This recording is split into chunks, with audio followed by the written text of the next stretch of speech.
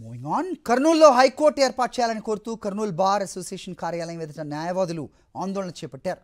High court సాధన సమితి ఆధ్వర్యంలో నిరసన ప్రదర్శన చేశారు.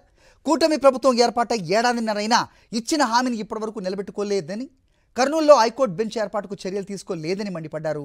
శ్రీబాగ్ ఒప్పందం ప్రకారం కర్నూలులో హైకోర్టు ఏర్పాటు చేయాలని డిమాండ్ చేశారు.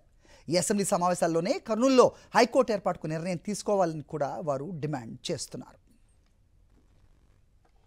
ఈ అంశంపై అప్డేట్స్ మా కరెస్పాండెంట్ లోకేష్ అందిస్తారు.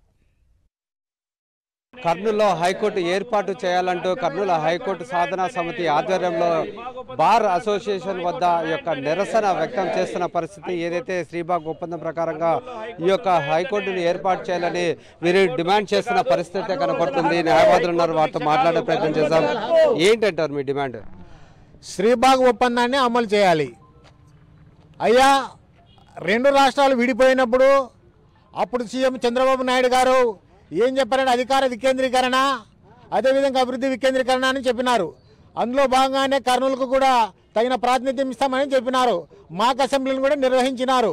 మరి ఇక్కడ శ్రీబాగ్ ఒప్పందం ప్రకారం ఒకచోట రాజధాని ఉంటే ఒకచోట ఇది హైకోర్టు ఉండాలి.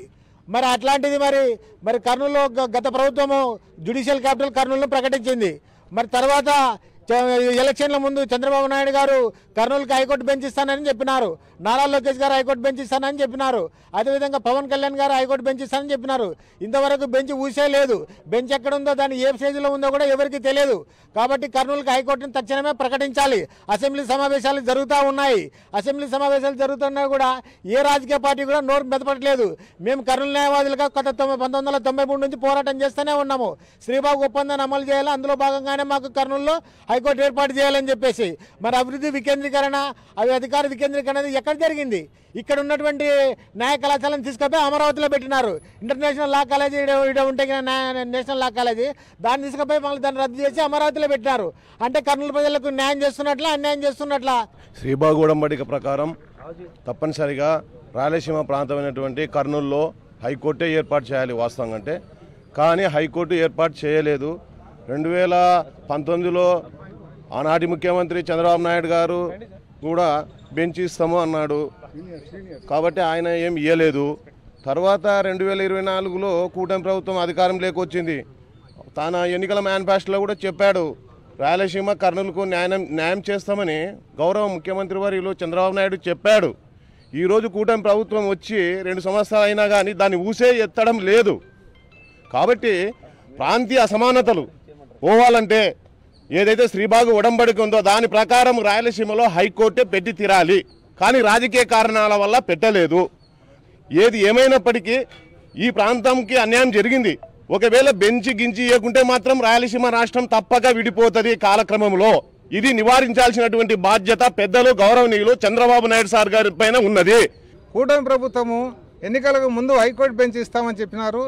అదేవిధంగా ఇక్కడ కర్నూలులో ఉన్నటువంటి లోకల్ మంత్రి టీజీ భరత్ గారు కూడా కర్నూలు మేనిఫెస్టోలో స్పష్టంగా హైకోర్టు బెంచ్ ఏర్పాటుకు నేను కృషి చేస్తానని చెప్పడం జరిగింది.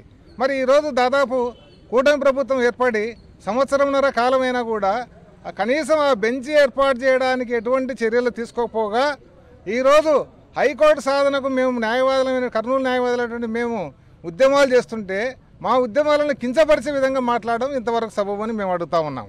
అదేవిధంగా మేము ఈరోజు చెప్పేదేమంటే ఖచ్చితంగా చంద్రబాబు నాయుడు గారు ఈ అసెంబ్లీ సమావేశాలని ఈ హైకోర్టు యొక్క సాధన గురించి ఖచ్చితంగా చర్చించి భవిష్యత్తులో ఖచ్చితంగా కర్నూలులో హైకోర్టు ఏర్పాటు చేయాలి. లేదంటే సోమవారం నుంచి మేము కర్నూలు న్యాయవాదులము రిలే నిరాహారదీక్షలో పూనుకుంటున్నాం. ఖచ్చితంగా హైకోర్టు సాధించే వరకు మేము ఉద్యమాలు చేస్తూనే ఉంటాం.